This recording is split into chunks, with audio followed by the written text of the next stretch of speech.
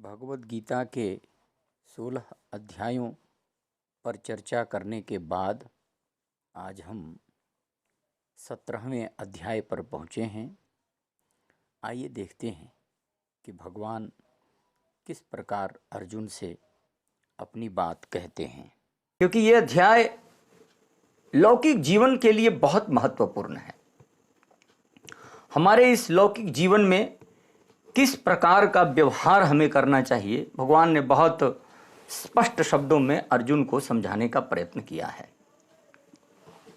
भगवान अर्जुन के सामने खड़े हैं।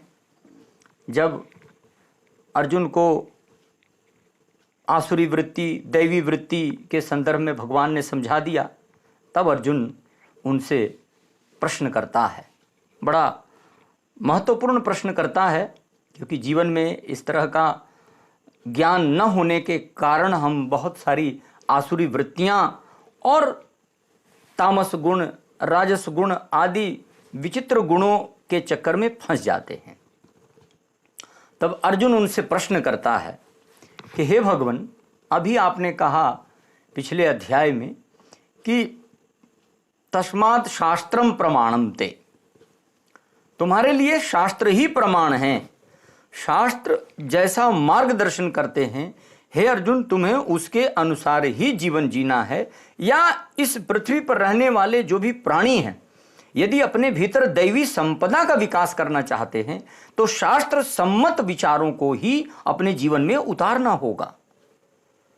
तब इस बात को समझकर अर्जुन ने अब उनसे प्रश्न करना शुरू किया कि हे भगवान, आप मुझे ये बताएं कि ये शास्त्र विधि मुत्सृज्य यजन्ते श्रद्धयान्विताः तेषां निष्ठा तु का कृष्ण सत्वमाहो रजस्तमः।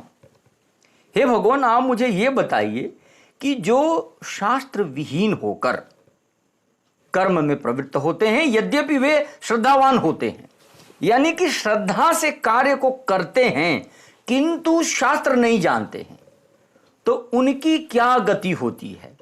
तेषाम का निष्ठा, उनकी निष्ठा कैसी होती है, उनकी श्रद्धा कैसी होती है? हे कृष्ण, आप मुझे बताओ।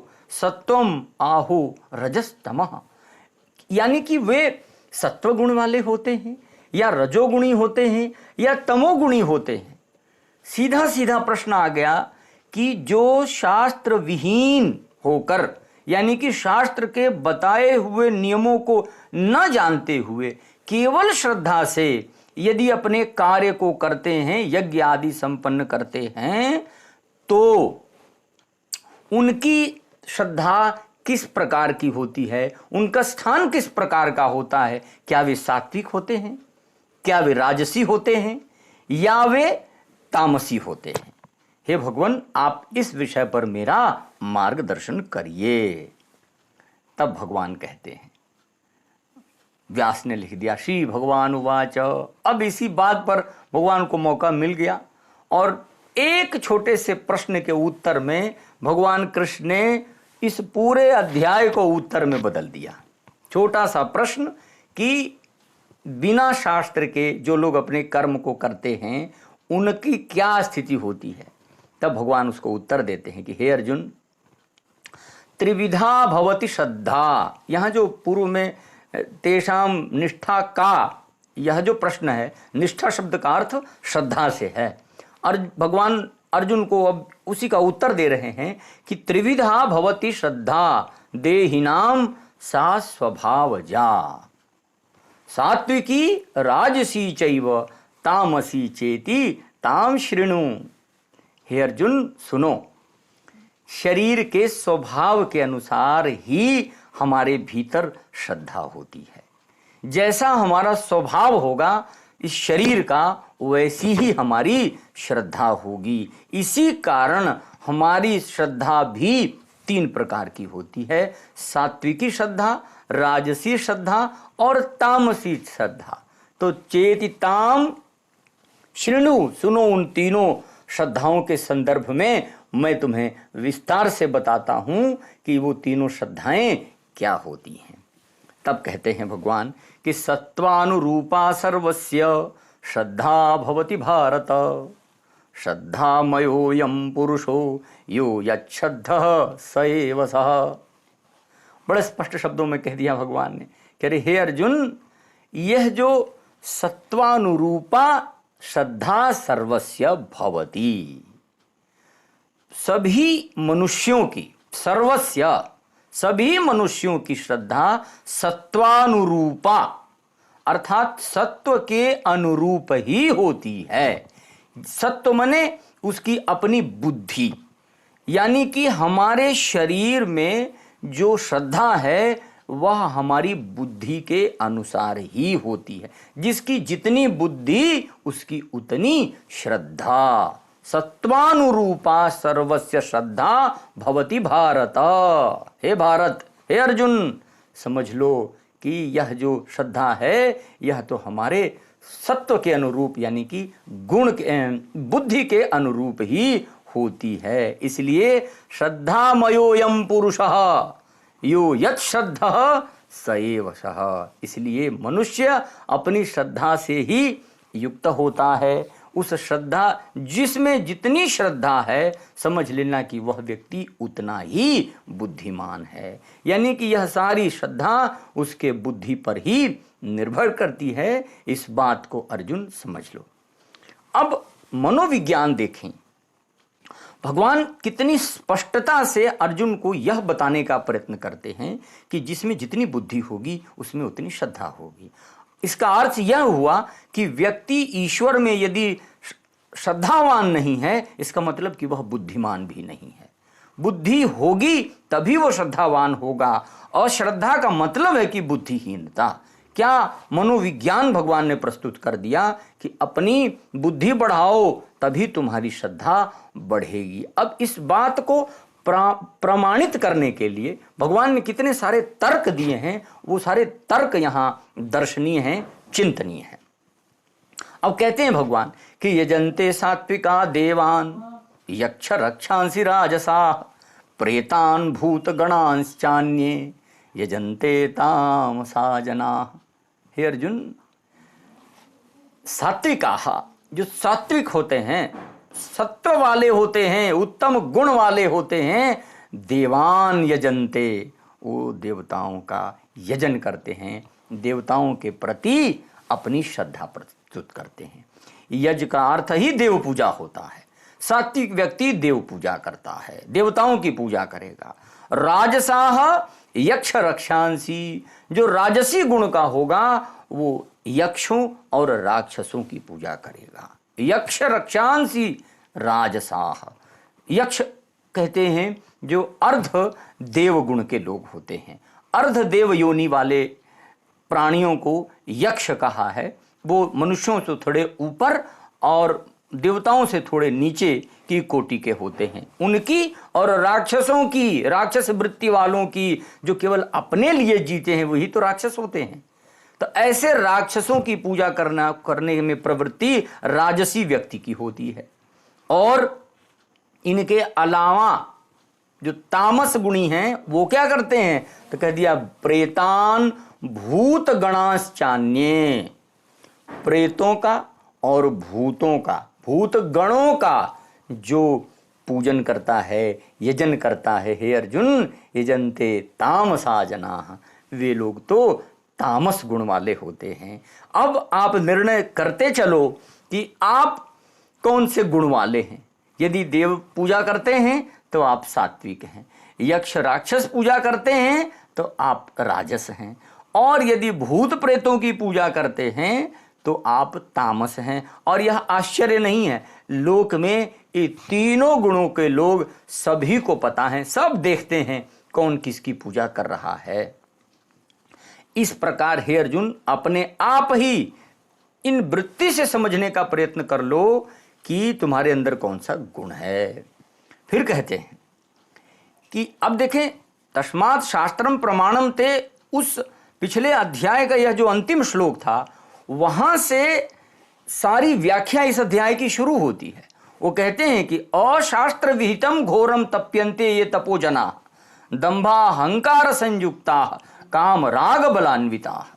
जो लोग अशास्त्र विहित, शास्त्र से हीन हो करके घोर तप में लग जाएं, चाहे कितना कठिन से कठिन कठोर तप करें और शास्त्र से हीन होकर करते हैं, शास्त्र की बताई हुई मर्यादाओं से रहित होकर यदि किसी कठोर तप को भी करते हैं, घोरम तप्यन्ते ये तपो जनाः, वो किस लिए करते हैं? तो कहते हैं कि दंभाहंकार संयुक्ता काम राग बलान्विता, उनके अंदर दंभ होता है, दंभी होते हैं, उनको लगता है कि मैं इसको कर लूंगा, नियम है चाहे नहीं है मैं करूंगा। ये जितने राक्षस होते थे ये सारे के सारे इसी तरह का तप करते थे, क्योंकि उनके मन में अहंकार होता था, दंभ अहंकार से युक्त होते थे, अहम भाव से युक्त होते कि मैं 1,00,000 वर्ष 10,000 वर्ष तक तप करूंगा और ब्रह्मा जी को प्रसन्न करके रहूंगा।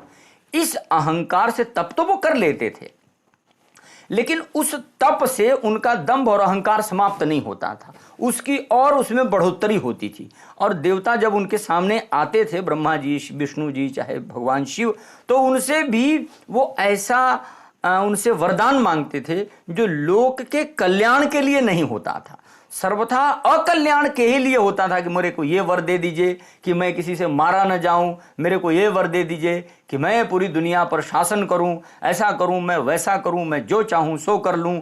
तो ये सब दुर्वृत्ति उनके मन में आती थी, ये सारी की सारी उसी राजस गुण में आती थी। इसीलिए कहा कि दंभाहंकार संयुक्ता काम राग बलान्विता, काम विभिन्न प्रकार की कामनाओं की वजह से तप करना, विभिन्न वस्तुओं में उनका अनुराग रहता है इसलिए तप करना, भिन्न प्रकार के बल अपने भीतर पैदा हो जाए, इस तरह के भावों से लेकर जो शास्त्र विहीन होकर तप करते हैं वे तो घोर नरक वाले ही होते हैं। हे अर्जुन, ऐसे लोग सात्विक नहीं हो सकते, और जो सात्विक नहीं होंगे उनके लिए क्या भगवान कहते हैं वो बड़ा महत्वपूर्ण है। अगले कारिका श्लोक में वो कहते हैं कि कर्षयन्तः शरीरस्थम भूतग्राममचेतसः माम चैवान्तः शरीरस्थम तान विद्धि आसुर निश्चयान, कह दिया उनको आसुर ही जानो। अब एक शब्द बड़ा अद्भुत यहां प्रयोग किया भगवान ने, कर्षयन्तः। कर्षयन्तः का अर्थ क्या होता है? कहते हैं कि कृषि कुर्वन्तः, कृषि का अर्थ होता है मेरी बात की अवहेलना करना, मुझे तंग करना। ओ शंकराचार्य जी लिखते हैं कि कर्षयन्तो मद अनुशासन अकर्णमेव मत कर्षणम, मेरे अनुशासन में न रहते हुए कार्य को करना, मेरी बात न मानना, मेरी आज्ञा का उल्लंघन करना ही कर्षण है।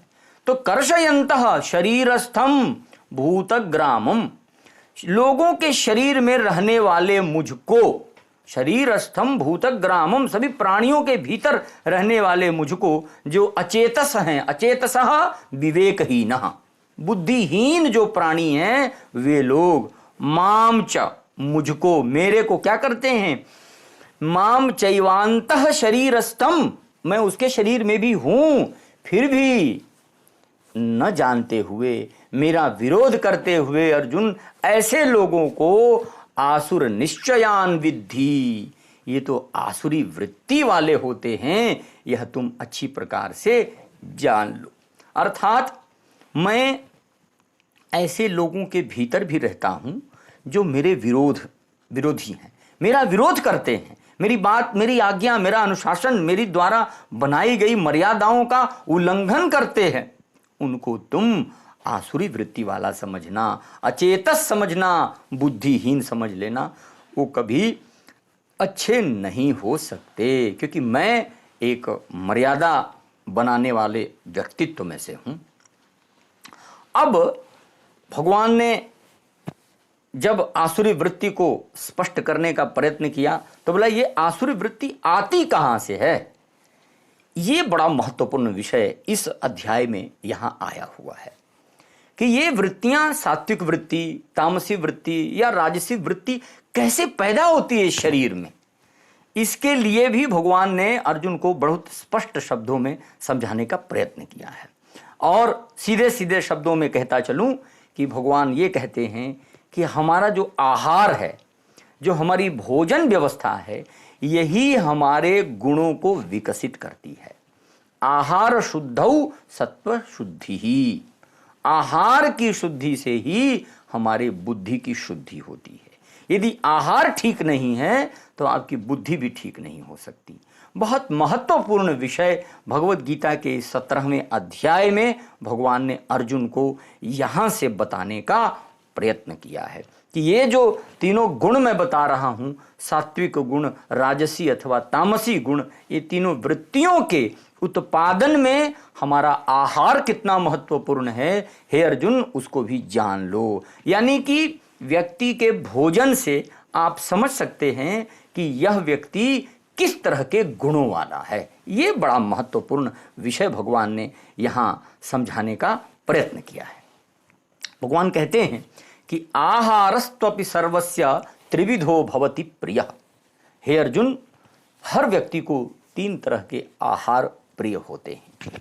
मनुष्यों में ये 3 तरह के आहार प्रिय कहे गए हैं। जो किस तरह के लोगों का आहार प्रिय है, हे अर्जुन, तुम उसको जान लो। यज्ञः तपः तथा दानम तेषां भेदमिमं शृणु। 3 प्रकार के आहार, 3 प्रकार के यज्ञ, 3 प्रकार के तप और 3 प्रकार के दान, ये सब 3-3 प्रकार के हैं। यानी कि 3 गुणों से ये तीनों का स्वभाव आपस में कितना एक दूसरे से जुड़ा हुआ है। आहारस्त्वपि सर्वस्य त्रिविधो भवति। 3 प्रकार का आहार, यानी कि सात्विक, राजसी और तामसी आहार भी। यज्ञ भी 3 प्रकार का, सात्विक, राजसी और तामसी। उसी तरह तप भी 3 प्रकार का, उसी प्रकार दान भी 3 प्रकार का होता है। हे अर्जुन, उसको भेदमिमं शृणु, लो सुन लो, इन सभी के तीनों प्रकार, यानी कि सत्व, रज, तम, इन तीनों गुणों से हमारे जीवन के ये सारे अंग कितने जुड़े हुए हैं, ये बड़ा महत्वपूर्ण है। यहां पर अब आती है बात की आहार में वो 3 प्रकार के आहार कौन से हैं, तो उसको भगवान अब अर्जुन को समझाते हैं। वो कहते हैं कि आयुः सत्व बलारोग्य सुख प्रीति विवर्धना रस्याः स्निग्धाः स्थिरा हृदया आहारा सात्विक प्रिया। हे अर्जुन, आयु को बढ़ाने वाले, सत्व माने बुद्धि को बढ़ाने वाले, बल को बढ़ाने वाले, आरोग्य को बढ़ाने वाले, सुख को और प्रीति को बढ़ाने वाले, रस्याः रसयुक्त, स्निग्धाः चिकने, स्थिराः स्थिर रहने वाले, हृदयाः हृदय को अच्छे लगने वाले, आहाराः सात्विक प्रियाः। इतने तरह के आहार सात्विक लोगों को प्रिय होता है। बड़ा स्पष्ट कर दिया कि ऐसी चीजें खाएं जिससे आपकी आयु बढ़ती हो, क्षीण नहीं होती हो। सत्व माने बुद्धि को बढ़ाने वाली वस्तु खाना है, बल को बढ़ाने वाला वस्तु खाना है, आरोग्य माने स्वास्थ्य को बढ़ाने वाला, सुख देने वाला, प्रीति कराने वाला, लोगों से प्रेम बना रहे, जिसको हम खाएं उसको भी प्रेम से खाएं, इस सब को बढ़ाने वाला जो आहार है। रस्याः रसयुक्त हो, नीरस ना हो, स्निग्धा चिकना हो और स्थिर रहने वाला हो। शरीर में जाए तो स्थिरता से जो अस्थि मांस मज्जा आदि का विस्तार करना है, उसमें वो स्थिर रहे, टिका रहे शरीर में। हृदयाः हृदय को अच्छा लगने वाला जो आहार है, यह आहार सात्विक लोगों को प्रिय होता है। तो यदि व्यक्ति इस तरह का भोजन करता है तो समझ लेना कि वह व्यक्ति सात्विक वृत्ति वाला व्यक्ति है।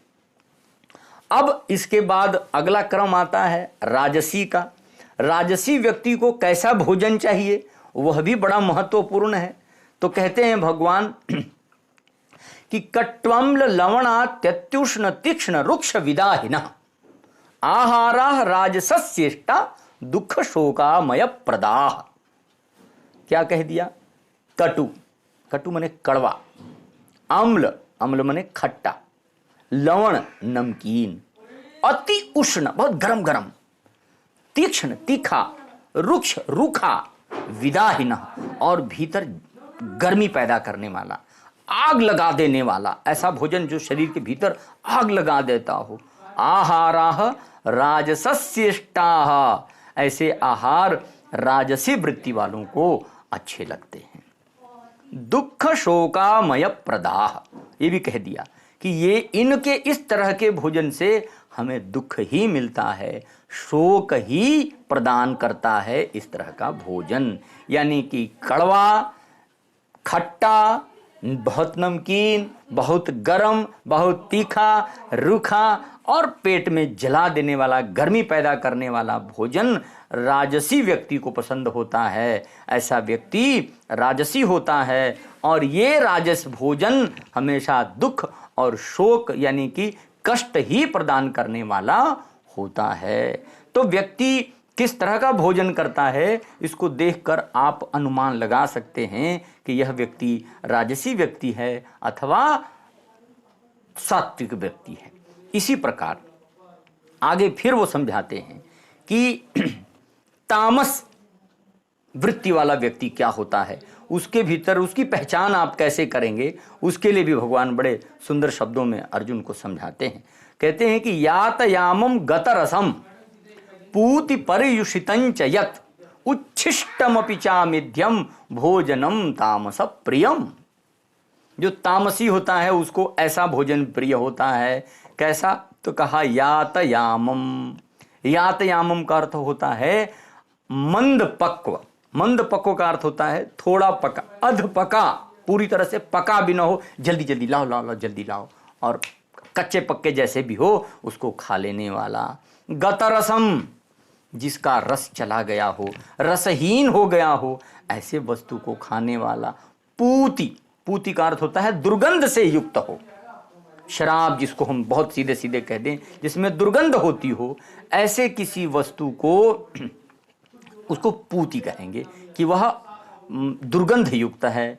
पर्युषितम, और बासी, कल का बनाया हुआ आज खाए, आज का बनाया हुआ कल खाए, फ्रिज में डाल दिया और 2 दिन के बाद 3 दिन के बाद गर्म कर करके खा रहे हैं, ये सब पर्युषित भोजन है। भगवद गीता इस बात का निषेध करती है कि हमें ऐसा बासी भोजन नहीं करना चाहिए। यह भोजन तामस वृत्ति में आता है, उससे तमस गुण का ही विकास होता है, इसलिए इस तरह का भोजन नहीं करना चाहिए। और क्या? उच्छिष्टमपि चामेध्यम। उच्छिष्ट का अर्थ होता है किसी का छोड़ा हुआ, जूठा। कभी भी जूठा नहीं खाना चाहिए। जूठे से तामस वृत्ति का विकास होता है। उसका कारण है, जूठा खाने से, जिस व्यक्ति का जूठा हम खाते हैं उसका कोई न कोई शरीर का विषाणु रोग उस खाने में रहता है। वो खाना अगर हम खा रहे हैं तो उसका रोग हमारे शरीर में भी आ जाता है। इसलिए मना किया कि उच्छिष्टमपि चामेध्यम, और अमेध्य मन होता है अपवित्र, अपवित्र भोजन भी। अपवित्र का अर्थ क्या हुआ? अपवित्र का अर्थ होता है कि कहीं भी अनुचित स्थान पर बैठकर, जूठे मीठे का भेद नहीं, किसी के साथ बैठकर कहीं भी यह भी विचार नहीं किया कि ये पकाया किसने है, क्या पका है, कैसा पका है, शुचिता का बिल्कुल ध्यान न हो, जैसे तैसे जहाँ भी मिल जाए खा लेना, अपवित्र होता है, अमेध्य होता है। हे अर्जुन, इस तरह का जो भोजन करने की वृत्ति है यह सब तामस वृत्ति में आती है। इस वृत्ति से भी बचना चाहिए। तो 3 प्रकार के आहार बताने के बाद भगवान अब यज्ञ पर चलते हैं कि 3 प्रकार के यज्ञ कौन कौन से होते हैं। हे अर्जुन, उसको भी जान लो।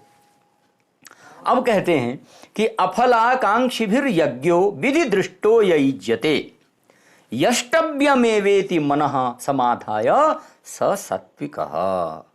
बहुत सुंदर शब्द कह दिया कि यज्ञ विधि दृष्टः युज्यते।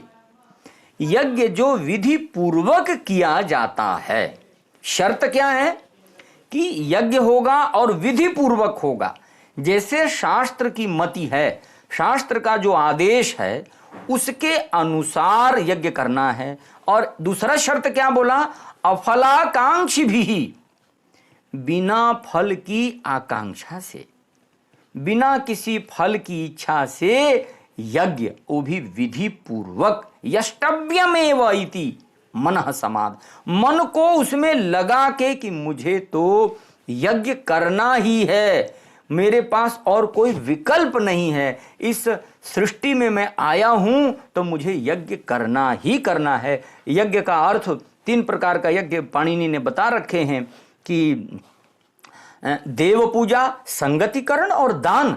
यज्ञ के तीन अर्थ होते हैं, देव की पूजा करना, लोगों से संगति स्थापित करना और दान करना। ये तीनों अर्थ यज्ञ के होते हैं। सात्विक वृत्ति वाला व्यक्ति बिना किसी फल की इच्छा के, बिना किसी कामना के, जैसा नियम कहते हैं, शास्त्रों ने जो विधि बनाए हैं उस विधि के अनुसार मन को लगाकर कि मुझे यह करना ही है, इसके अलावा मेरे पास कोई विकल्प नहीं है, ईश्वर की रचना है, मुझे अपने इस धर्म को, इस यज्ञ को करना ही पड़ेगा, इस भाव से जब यज्ञ में प्रवृत्ति होती है तो हे अर्जुन इसको सात्विक यज्ञ कहते हैं। यह सात्विक यज्ञ की परिभाषा है। तो जब भी हम यज्ञ में प्रवृत्त हों तो ये दो तीन बातें जरूर ध्यान रखें कि मुझे शास्त्र के अनुसार यज्ञ करना है, निरकांक्ष होकर करना है, किसी प्रकार की आकांक्षा नहीं है कि मुझे इसका फल क्या मिलेगा, और मन लगा के करना है, मन से करना है। मन लगाने का अर्थ है कि मेरे पास और कोई विकल्प नहीं है, यही ईश्वर की इच्छा है कि मुझे यज्ञ करना ही है। इस भावना से जब यज्ञ किया जाए तो हे अर्जुन वह सात्विक यज्ञ होता है। इसी तरह फिर आगे चलते हैं कि जो राजस यज्ञ क्या होता है, तब भगवान समझाते हैं कि अभिसंधाय तु फलम दंभार्थमपि चैव यत् इज्यते भरतश्रेष्ठ तम यज्ञम विद्धि राजसम। हे अर्जुन राजस यज्ञ क्या होता है वो भी सुन लो। अभिसंधाय तु फलम, फल में मन लगा के कि मैं ये काम कर रहा हूं, इसका फल मुझे मिलना चाहिए। दंभार्थमपि चैव, और दंभ के लिए मैं करूंगा, मैं कर सकता हूं, मैं धनवान हूं, मैं राजा हूं, मेरे पास पैसे हैं, मैं करूंगा, यज्ञ करूंगा ही करूंगा और इसका फल मेरे को मिलना चाहिए, क्योंकि मैं यज्ञ कर रहा हूं तो मुझे इसका फल चाहिए। इज्जते भरत श्रेष्ठ, इस फल की भावना से हे अर्जुन अगर कोई यज्ञ करता है तो उसको तुम राजस यज्ञ समझ लेना, यानी कि साकांक्ष यज्ञ। मैं कर सकता हूं, मेरे अंदर पैसा है, मैं आचार्य को बुलाऊंगा और घर में बैठाकर यज्ञ करूंगा, क्योंकि क्या कमी है मेरे पास, क्यों नहीं मैं कर सकता हूं, इस भावना से, और मैंने किया है तो मुझे इसका फल मिलेगा, इस भावना से जब यज्ञ होगा तो हे अर्जुन यह राजस यज्ञ होगा। इसी प्रकार अब कहते हैं कि तामस यज्ञ भी सुन लो कि तामस यज्ञ क्या होता है। तो कहते हैं विधिहीनम असृष्टान्नम मंत्रहीनम अदक्षिणम श्रद्धा विरहितम यज्ञम तामसम परिचक्षते। बहुत सुंदर श्लोक है ये। कहते हैं कि विधिहीनम, ऐसा यज्ञ जिसमें कोई विधि का प्रयोग ना हो, बिना विधि के शुरू हो गए। असृष्टान्नम, अन्न का दान न किया जाए, ब्राह्मणों को, आचार्यों को जो अपेक्षित हो उनको भोजन न कराया जाए। मंत्रहीनम, कोई मंत्र भी न पढ़ाया जाए। अदक्षिणम, और पुरोहितों को दक्षिणा भी न दी जाए। श्रद्धा विरहितम, श्रद्धा भी ना हो फिर भी लगे हुए हैं यज्ञ करने में। यज्ञम तामसम परिचक्षते। हे अर्जुन ऐसे यज्ञ को तो तामस यज्ञ कहते हैं। इस यज्ञ का लाभ भगवान ही जाने। तामस यज्ञ से बड़ा स्पष्ट कह दिया, कोई विधि नहीं, कोई नियम नहीं, दूसरों को अन्न का दान नहीं, मंत्र नहीं पढ़ा जा रहा है, दक्षिणा भी नहीं दी जा रही है, कोई बड़ी श्रद्धा भी नहीं है, तो ऐसा यज्ञ तो तामस यज्ञ ही होगा। इसको भी हे अर्जुन ठीक से समझ लो।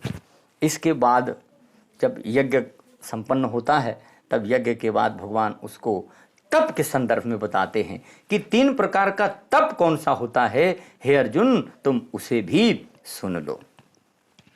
अब कहते हैं देव द्विज गुरु प्राज्ञ पूजनम शौच मार्जवम ब्रह्मचर्य महिंसा च शारीरम तप उच्यते।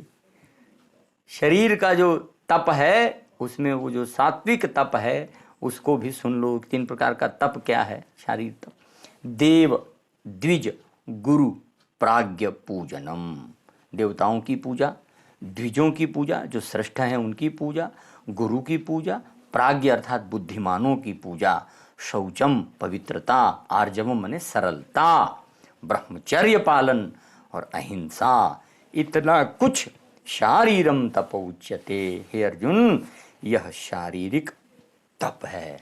क्या अद्भुत बात कही है। केवल शरीर से करना है देवताओं की पूजा, द्विजों की पूजा, गुरु की पूजा, बुद्धिमानों की पूजा, पवित्रता रखना, सरलता बनाए रखना, ब्रह्मचर्य में रहना और अहिंसा, यह शरीर से करना है। हे अर्जुन, यदि तुम्हारे शरीर से ये सब कुछ हो रहा है तो यह शारीरिक तप है। शरीर का तप इतने तरह का है। इस बात को समझते हुए तुम्हें अपने आचरण को इस ढंग से ले जाने का प्रयत्न करना चाहिए। अब पवित्रता में मन की पवित्रता भी है, आचरण की पवित्रता भी है, और किसी भी तरह से अपने आप को सरल बना के रखना है। सरलता का अर्थ है बिल्कुल मृदु होना। कहीं से किसी आपको देखकर कोई लगे ही नहीं कि नहीं इस आदमी के सामने बात करने में हमें डर लगेगा, नहीं, बिल्कुल सरल है। जो सत्य है वो सत्य है, उसका स्वीकार करना ही करना हो। कोई भी व्यक्ति आपसे दूर नहीं जाए, आपके पास आने में हर व्यक्ति को आसानी महसूस हो, ऐसा भाव शारीरिक तप कहलाता है। फिर अब आगे समझाते हैं उसको कि दूसरा तप है वांग्मय तप। वाणी का तप क्या होता है हे अर्जुन, उसको भी तुम समझ लो। अनुद्वेगकरम वाक्यम सत्यम प्रिय हितम च यत् स्वाध्यायाभ्यसनम चैव वांग्मयम तप उच्यते। हे अर्जुन, अनुद्वेग कर वाक्य, ऐसा वाक्य जो किसी के अंदर उद्वेग न पैदा करे, कष्ट ना दे, ऐसी वाणी बोलना कि सामने वाले को इतना भी कष्ट ना हो, इसको अनुद्वेग कर वाक्य कहते हैं। सत्यम, और सत्य बोले। प्रिय हितम च, प्रिय और हितकारी वचन बोले, प्रिय भी हो और हितकारी हो। स्वाध्यायाभ्यसनम चाहिए, स्वाध्याय का अर्थ वेद है। यहां पर वेदादि शास्त्रों का अभ्यसनम, अभ्यास करना, वांग्मयम तपः, यही वाणी का तप है। क्या अद्भुत बात कही, वाणी का तप।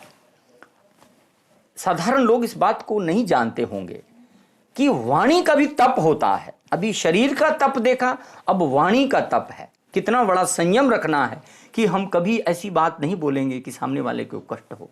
वो जो महर्षि व्यास ने अपने पद्म पुराण में जब कहा कि श्रूयताम धर्म सर्वस्वम श्रुत्वा चैवावधार्यताम आत्मनः प्रतिकूलानि परेशान न समाचरेत, यही तो है अनुद्वेग कर वाक्य।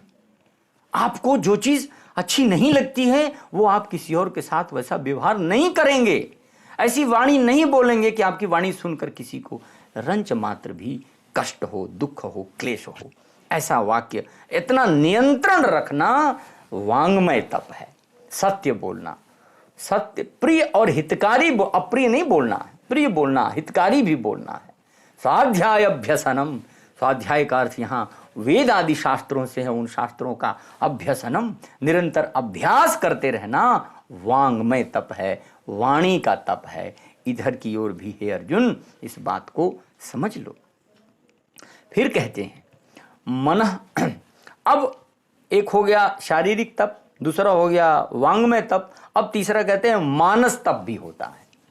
मानस तप क्या होता है वो भी बड़ा महत्वपूर्ण है। देखें, मन पर नियंत्रण के लिए तो बहुत सारी बातें पीछे भगवान ने कही हैं, लेकिन मन का तप कैसा होता है वह भी यहाँ समझने का विषय भगवान प्रस्तुत करते हैं। वो कहते हैं कि मनः प्रसादः सौम्यत्वम मौनमात्म विनिग्रह भाव संशुद्धिरित्येतत् तपो मानसमुच्यते। मनः प्रसादः, प्रसाद का अर्थ यहाँ शांति है, मन शांत रहे। सौम्यत्वम, सौम्य बना रहे।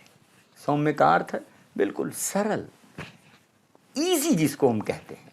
मन प्रसाद, मन शांत भी हो और सरल भी रहे, सौम्य रहे, उसमें टेढ़ापन ना हो, बिल्कुल तरलता बनी रहे। मौनम, मौनम शब्द वांग्मय तप के ही अंतर्गत आता है। मौनम का अर्थ होता है वाक संयम, जानते हुए भी नहीं बोलना। जब तक आपसे पूछेगा नहीं कोई, आप नहीं बोलेंगे। यह वाक संयम है, यह मौन है। ईश्वर की सारी सृष्टि को देखना, सब कुछ जानते हुए भी अपनी वाणी पर नियंत्रण करना मौन है। मतलब मन का नियंत्रण जरूरी है, नहीं तो आदमी कंट्रोल से बाहर होता है और तुरंत अपनी बात शुरू कर देता है उसको भगवान समझा रहे हैं कि नहीं, मौनम आत्म विनिग्रह, मौन में भी वाणी का नियंत्रण है, और आत्म विनिग्रह का अर्थ है सामान्य संयम। जो कुछ भी जीवन में ऐसा कुछ घटित हो जहां आप नियंत्रण खो देते हो, उन सब जगहों को रोकना आत्म संयम कहलाता है। इसलिए उसको आत्म विनिग्रह का अर्थ हुआ सामान्य संयम, और मौनम का अर्थ हुआ वाणी पर संयम। ये दोनों गुण होने चाहिए, इसलिए इसको मानस तप कहा है। और एक विशेषण कही भगवान ने कि भाव संशुद्धि, भाव की संशुद्धि। भाव की संशुद्धि का अर्थ है कि दूसरों के साथ निश्चल व्यवहार।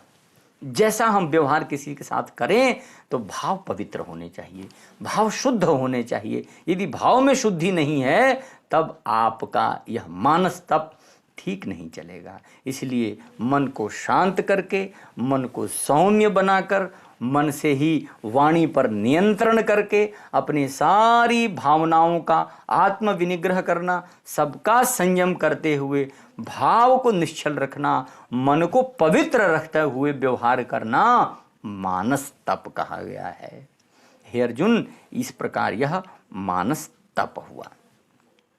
अब आगे भगवान कहते हैं कि ये जो 3 प्रकार के पीछे का जो शारीरिक, वाचिक और मानसिक, ये 3 प्रकार के मैंने तप बताए हैं, इन तप में श्रद्धा का बड़ा महत्व है। अब उसके लिए भगवान उसको समझाते हैं कि इन तीनों तपों में किस प्रकार की श्रद्धा होने से क्या सात्विक बनेगा, क्या राजसी बनेगा और क्या तामस बनेगा, उसको भी देखें। क्या भगवान उसको समझाते हैं। अर्जुन को बताते हैं कि श्रद्धया परया तप्तम तपस्तत्त्रिविधम नरैहि अफलाकांक्षिभिर्युक्तैहि सात्विकम परिरक्षते परिचक्षते कह दिया कि हे अर्जुन, यह जो पीछे के तीनों गुण बताए हैं, तप बताए हैं, शारीरिक, मानसिक और वाचिक, इनमें श्रद्धया परया, परा श्रद्धा जब हो, बहुत बड़ी श्रद्धा के साथ, तप्तम तपस्त्रिविधम नरः, व्यक्ति तप करता हुआ, मनुष्यों के द्वारा ये तीनों तप जब होते हैं परम श्रद्धा के साथ, एक और शर्त लगाई, अफलाकांक्षिभिर्युक्तैः, बिना किसी फल की इच्छा से नियम के अनुसार बताए हुए कर्म को व्यक्ति जब करता है तब वह सात्विक शारीरिक तप है, तब वह सात्विक मानसिक तप है, और तभी वह सात्विक वाचिक तप है। यानी कि निराकांक्ष होकर परम श्रद्धा से जब व्यक्ति अपने इन तपों में प्रवृत्त होता है, चाहे वो शारीरिक तप हो, चाहे मानसिक हो, चाहे वाचिक हो, इन तीनों तपों में निराकांक्ष होकर परम श्रद्धा से यदि कर्म में प्रवृत्त होता है तो हे अर्जुन, ऐसा तप सात्विक तप कहलाता है। और यदि ऐसा नहीं कर पाएगा तो इन्हीं को, इसी शारीरिक तप, मानसिक तप और वाचिक तप में एक किस तरह के गुण बदलने से वह राजस गुण बन जाएगा, उसके लिए भगवान अर्जुन को समझाते हैं कि सत्कार मान पूजार्थम तपो दंभेन चैव यत् क्रियते तदिह प्रोक्तम राजसम चलम ध्रुवम। हे अर्जुन, सत्कार, अपना सत्कार, सत्कार का अर्थ है मेरी पूजा करो, मेरा इज्जत करो, मेरा मान सम्मान करो, पूजार्थम, और अपनी पूजा के लिए तपः दंभेन चैव, दंभ के साथ किया जाता है कि मेरा सम्मान करो, मेरा मान करो और मेरी पूजा करते रहो। इस प्रकार के दंभ पूर्व भावों से जब व्यक्ति तप करता है तो हे अर्जुन, क्रियते तदिह प्रोक्तम राजसम चलम अध्रुवम, ऐसा कर्म करता हुआ व्यक्ति राजस गुणी होता है, वह राजस तप में परिवर्तित हो जाता है। और उसके 2 दोष कह दिए, एक चलम, एक अध्रुवम। चलम मने चलायमान, अर्थात उसका फल स्थिर नहीं रहेगा, और अध्रुवम मने कभी भी वो स्थिर नहीं रहेगा, टिकने वाला नहीं होगा, बार बार वो नष्ट होता रहेगा। अब जब सात्विक और राजस को भगवान ने बता दिया, तब वो तामस गुण को बताते हैं कि इन तीनों में शारीरिक, वाचिक और मानसिक, इन तीनों तपों में तामस तप कैसे होता है हे अर्जुन, उसको भी समझ लो। तब कहते हैं मूढ़ ग्राहेणात्मनो यत् पीड़या क्रियते तपः परस्योत्साधनार्थम वा तत्तामसम उदाहृतम। हे अर्जुन, ईशान, अब कहते हैं कि मूढ़ ग्राहेण, मूर्खता पूर्वक, मूढ़ का अर्थ मूर्ख ही होता है, मूढ़ ग्राहेण, मूर्खता पूर्वक, आत्मनः यत् पीड़या क्रियते, अपने आप से बहुत पीड़ा पहुंचाते हुए, क्रियते तपः, मतलब कठोर तप जिसमें अपने शरीर को ही बहुत पीड़ा होती हो, उस तप को करते हुए परस्य उत्साधनार्थम, दूसरों को कष्ट पहुंचाने की इच्छा रख करके। दो बातें कह दी कि तप करते समय स्वयं को कष्ट पहुंचाना, जिसको हम लोग हठ योग कहते हैं, हठी होना।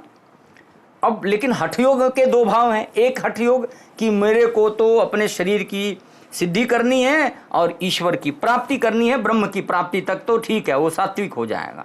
लेकिन जब मन में हो कि नहीं, इतना कठोर तप करूंगा, पूरे शरीर को तपा दूंगा और ऐसा फल प्राप्त करूंगा कि स्वर्ग पर राज करूंगा, सारे देवताओं को बंदी बना लूंगा, इनको पकड़ के मार दूंगा, इस तरह का जो भाव पैदा होगा, परस्य उत्साधनार्थम, दूसरों को नष्ट करने का, दूसरों को कष्ट देने का भाव रखकर जो तप किया जाए, हे अर्जुन, वह तप तामस तप कहलाता है। उसका वह शारीरिक तप तामस शारीरिक तप है। अगर यही दुर्वृत्ति उसके वाचिक में है तो वाचिक तामस तप है, और यदि उसके मन में भी ऐसी भावनाएं हैं तो वह मानस तापस तप कहलाएगा। इसलिए हे अर्जुन, इसके स्वभाव को भी तुम अच्छी तरह से जान लो और सुन लो। इन तीनों के साथ करते करते अब आगे एक क्रम आता है दान का, कि दान क्या चीज है। भगवान ने शुरू में ही कह दिया है कि दान भी उसका एक लक्षण है, जिसमें आया था शुरू में तप क्या था, तप के बाद यज्ञ क्या था, यज्ञ के बाद तप क्या है, तप के बाद दान किसको कहते हैं। दान भी तीन प्रकार का होगा, सात्विक दान, राजस दान और तापस दान, तामस दान। इन तीनों दानों को भी आप सुनो कि उनको किस तरह हम वर्गीकृत करेंगे। तब भगवान कहते हैं कि दातव्यमिति यद्दानम दीयतेनुपकारिणे देशे काले च पात्रे च तद्दानम सात्विकम मतम स्मृतम। हे अर्जुन, तीन तरह के दानों में दातव्यमिति, देना ही है, मुझे दान करना है, पहले तो ये मन में संकल्प होना चाहिए। यद दानव दातव्यम, जो दान देना ही है, और किसको देना है, दीयते अनुपकारिणे, ऐसे व्यक्ति को जिस पर आप किसी तरह का कोई उपकार नहीं कर रहे हैं। दान देते समय यह भाव मन में हो कि मैं किसी के ऊपर उपकार नहीं कर रहा हूं। यदि आपके मन में है कि नहीं, चलो इसका कल्याण हो जाएगा, फिर तो आपने उसके ऊपर उपकार कर दिया। उसके कल्याण की भावना आप मत लाइए, अपने कल्याण की भावना लाइए कि मुझे देना है, मेरी इतनी इनकम है तो मुझे इसमें से इतना हिस्सा दान करना है, मुझे किसी गरीब को देना है, किसी ब्राह्मण को देना है, किसी पढ़ने वाले को देना है, किसी आवश्यक व्यक्ति को देना है। उससे उसका कितना भला होगा ये मैं नहीं सोचूंगा, मैं दे दूंगा तो इसका पेट भर जाएगा। अगर ऐसा सोचते हैं तो आपने उसके ऊपर उपकार कर दिया। उपकार की भावना में उससे फल की इच्छा हो जाती है कि वो प्रसन्न होकर आपको आशीर्वाद देगा। नहीं, भगवान समझा रहे हैं कि दीयते अनुपकारिणे, आप उपकार नहीं कर रहे हैं, इस भावना से दान दिया जाए। देशे काले च पात्रे च तद्दानम सात्विकम स्मृतम। देशे अर्थात उचित स्थान पर, काले उचित काल में, पात्रे च, और उचित पात्र व्यक्ति में जब दान जाता है, दान किया जाता है, तो हे अर्जुन उसको सात्विक दान कहते हैं। क्या अद्भुत बात कह दी। दान भी दिलाना है और शर्तें भी लगा दी कि उचित काल, उचित स्थान, उचित पात्र को देना है, और यह सोचकर नहीं देना है कि मैं उसके ऊपर उपकार कर रहा हूं। उपकार की भावना से दिया हुआ दान सात्विक दान नहीं होगा। आपको दान देना है, मनुष्य का धर्म है दान करना, उसकी आवश्यकता है समाज में व्यवस्था बनाए रखने के लिए दान करना आवश्यक है, इसलिए वह दान देगा। इस भाव से दान करना सात्विक दान कहलाता है। हे अर्जुन, इसको भी तुम ठीक से समझ लो। फिर कहते हैं कि अब एक और प्रकार आएगा जिसको हम राजस दान कहते हैं। उसमें क्या वृत्ति बदलेगी? तो कहते हैं कि यत्तु प्रत्युपकारार्थम फलमुद्दिश्य वा पुनः दीयते च परिक्लिष्टम तद्दानम राजसम स्मृतम।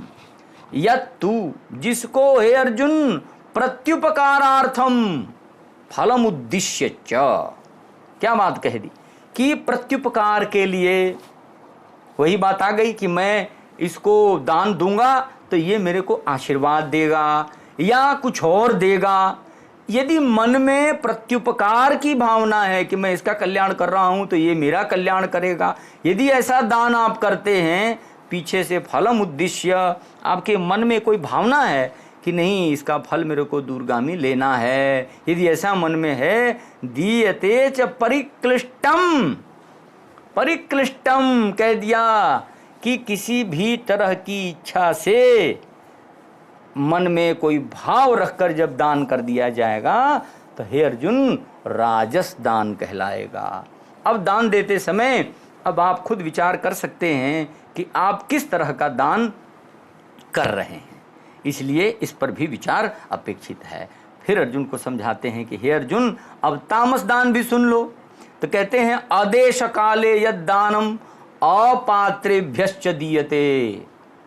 लो जी, आदेश काले, कौन से स्थान पर देना है, किस समय देना है, और पात्र है कि पात्र नहीं। अपात्र को ही कह दिया, यद दानम अपात्रेभ्य, किसी अपात्र को जब दिया जाए, अर्थात ऐसा व्यक्ति जिसको आवश्यकता नहीं है आपके दान की, यदि उसको आप दान कर रहे हैं, असत्कृतम अवज्ञातम तत्तामसम उदाहृतम। बहुत बढ़िया बात कही भगवान ने, अद्भुत बात समझा रहे हैं अर्जुन को कि हे अर्जुन, कि बिना उचित स्थान के, बिना उचित काल के और अपात्र के लिए ऊपर से दो और विशेषण गिन दिया, असत्कृतम अवज्ञातम।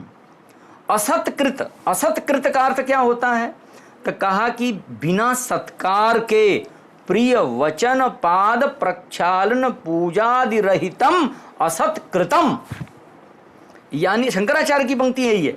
शंकराचार्य जी कहते हैं इस बात को अपने गीता भाष्य में, वो कह देते हैं कि असत्कार का अर्थ होता है कि जब आप किसी को दान कर रहे हों, प्रिय वाणी नहीं बोलें, उसके पैर का प्रक्षालन नहीं कर रहे हैं, उसकी पूजा भी नहीं कर रहे हैं, केवल सीधे उसके हाथ में दान दे रहे हैं, तो यह असत्कृत दान है, यह तो तामस दान कहलाता है। अवज्ञातम कह दिया। अवज्ञातम का अर्थ क्या होता है? उसके लिए भी शंकराचार्य लिखते हैं, वो कहते हैं कि पात्र परिभव युक्तम, अर्थात पात्र बिना समझे, यानी कि अपात्र, अपवित्र पात्र में रखकर अगर आप किसी को कुछ दे रहे हैं, दान कर रहे हैं, तो हे अर्जुन, यह सारा दान तो तामस दान कहलाता है। इसलिए उचित काल, उचित स्थान, उचित व्यक्ति, सत्कार के साथ सत्पात्र व्यक्ति को जब हम दान करते हैं तभी वो सात्विक दान होगा। इनसे भिन्न बिना सोचे समझे किसी को भी दे देना तामस दान कहलाता है। हे अर्जुन, इस बात को समझ लो। अब आगे बहुत महत्वपूर्ण बातें इस अध्याय के 2-3 जो श्लोक बचे हैं उसमें भगवान अर्जुन को समझाते हैं, वो सीधे ब्रह्म को ले जाने वाला है।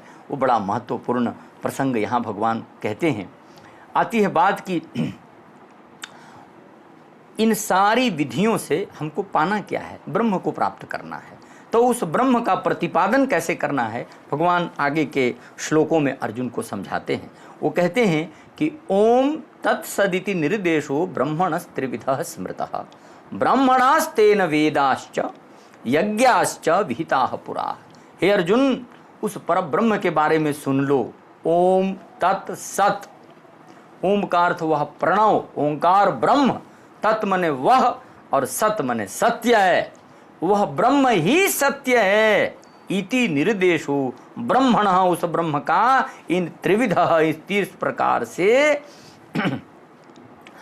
उसका प्रयोग, यह प्रसंग आता है। तो यह जो ओम तत् सत, ये 3 उस ब्रह्म के स्वरूप हैं। ओम का अर्थ वह प्रणव है और तत् का अर्थ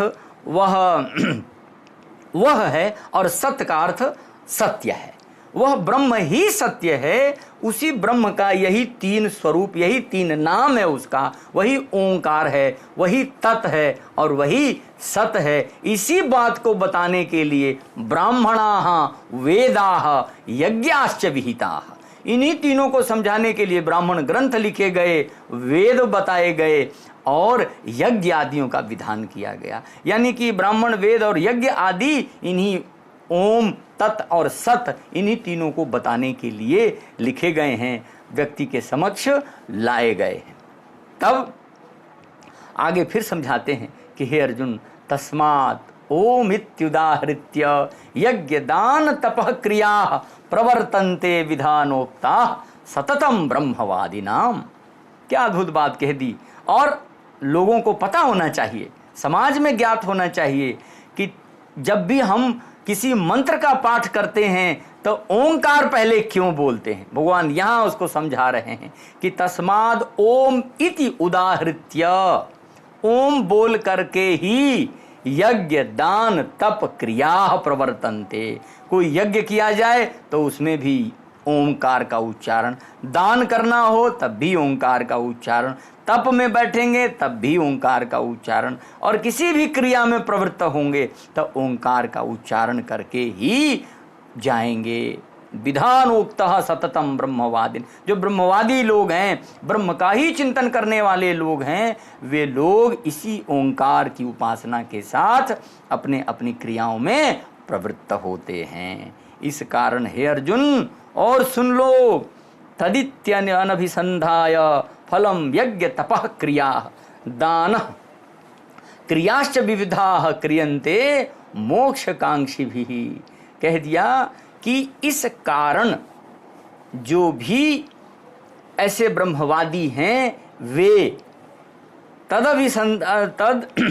तद इति अभिसंधाय, उसको, उस ब्रह्म को अपने से युक्त करके फलम यज्ञ तपः क्रिया दान क्रिया विविधाश्च क्रियन्ते, जितने भी जीवन के कर्म हैं, फल से उसके यज्ञ तप क्रिया दान आदि आदि आदि आदि, श्रेष्ठ लोगों के हर कर्म में यही ओंकार, वही तत्सत स्वरूप रहता है, उसके साथ ही क्रिया को संपन्न करते हैं। उनके मन में क्या चलता है? मोक्षकांक्षी भी, मोक्ष की आकांक्षा से इस कार्य में लोग प्रवृत्त होते हैं और उस प्रवृत्ति से ही अपने जीवन को ओंकार को समर्पित करते हैं।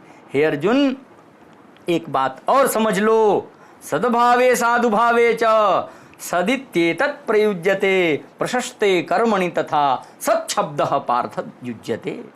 सद्भावे, सद्भाव में, साधुभावे च, और साधुभाव में।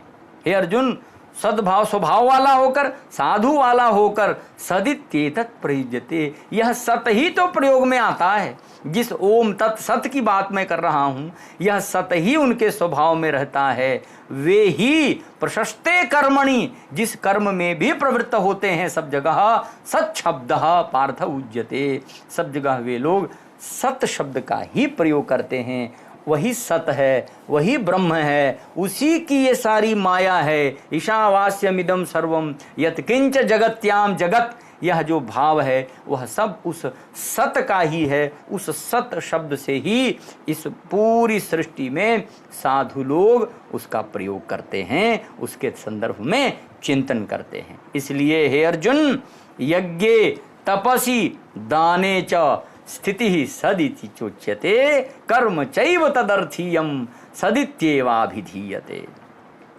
यज्ञ में करो, तप में जाओ, दान में रहो, चाहे कोई भी स्थिति हो, सदिति उच्यते, सब सद ही है, सब सत ही है।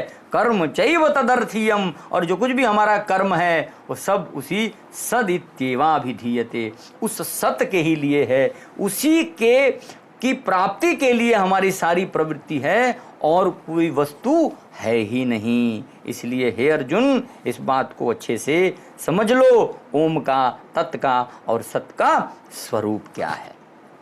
फिर आगे कहते हैं भगवान, यहीं पर चेतावनी भी देते हैं कि अश्रद्धया हुतम दत्तम तपस्तप्तम कृतं च यत् असदित्युच्यते पार्थ न च तत्प्रेत्य नो इह।